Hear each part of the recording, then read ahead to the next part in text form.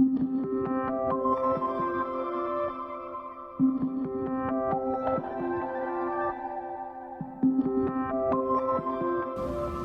think one of the biggest mistakes people make, this isn't necessarily to answer your question, a mistake about investment writing, but it's a mistake about writing in general, is that people think that writing is something that you just do. You just sit down at the computer and you start writing.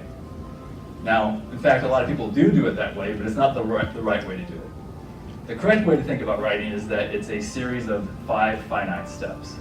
And the reason that thinking about writing as one step is so hard is that what you're essentially doing is there's no way to write without either explicitly or implicitly doing all 5 of these things. But when you just sit down and start writing, you're forcing your brain to manage all 5 of these things simultaneously. And that's a lot to juggle. It kind of overwhelms your brain.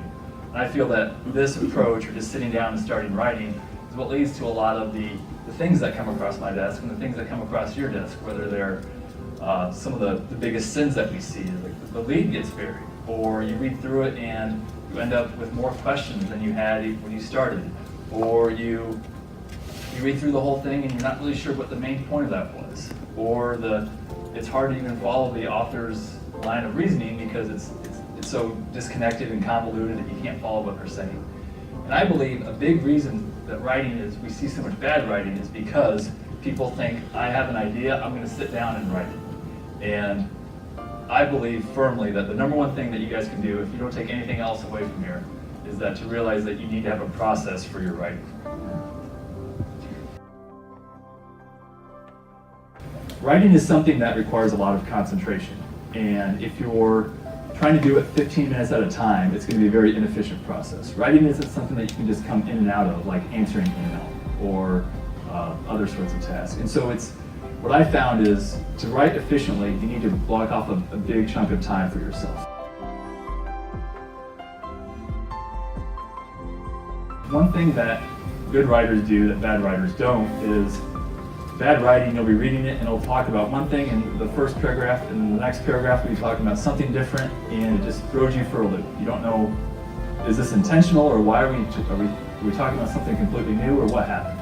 And so one thing that you can really improve your writing on is thinking about where you're shifting from one point to the next, and really making sure that you have transitions at the beginning of those paragraphs to hold the reader's hand and guide them and say, look, we were talking about this in paragraph A, and now we're going to talk about this next point in paragraph B. So that's why you see a lot of sentences with, well, that might be the case, however, this is also true, or things like that.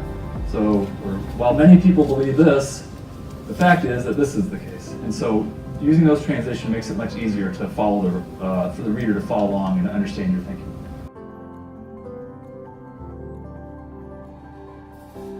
And don't assume that you have their attention for more than 2 minutes, because you don't. And I know a lot of people think like, well, I need to set these things up before I can make my main point.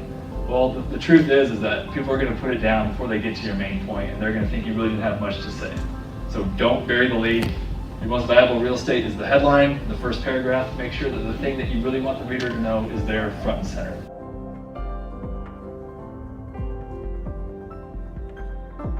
The 2 professions that do the most writing in the world are lawyer and journalist. So a lawyer, the way they write is fact, fact, fact, conclusion. So if you ever read a legal brief, you'll see that they'll introduce the idea, and then they'll say, here's the background of the case, here's the relevant case law, here's how we're interpreting it, and at the very end, here's our conclusion, here's what we believe about this. A journalist, on the other hand, totally inverts that. A journalist, if you pick up an article in the Wall Street Journal this morning, the first paragraph has the conclusion. The first paragraph alone says, here's what you need to know about this, and then after that, it's fact, fact, fact, fact, fact. So at Medill, they taught us, or any other journalism school, they teach you the inverted pyramid. And so this is the idea that the widest part, or the strongest part, is at the top, and then it just gets more narrow as you go. And I know I'm biased because of my training, but I would really encourage you guys as investors to try to write like a journalist and not write like a lawyer.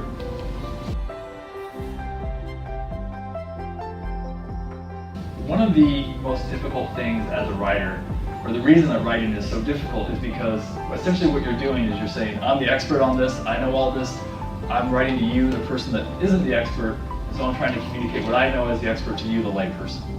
And it's hard for us to unknow what we know. It's hard for us to imagine what someone who's outside of our brain doesn't know. And this is It's called the curse of knowledge.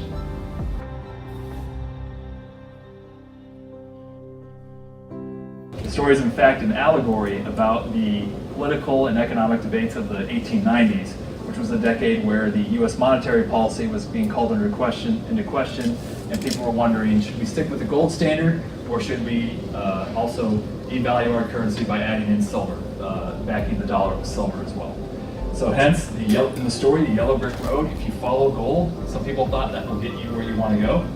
Other people thought if you use silver, that will get you where you need to go. And in fact, Dorothy, in the book, had silver slippers. And when she clicked her silver slippers, would that get her where she needed to go? Well, you might stop me there and say, no wait, she had ruby slippers, not silver.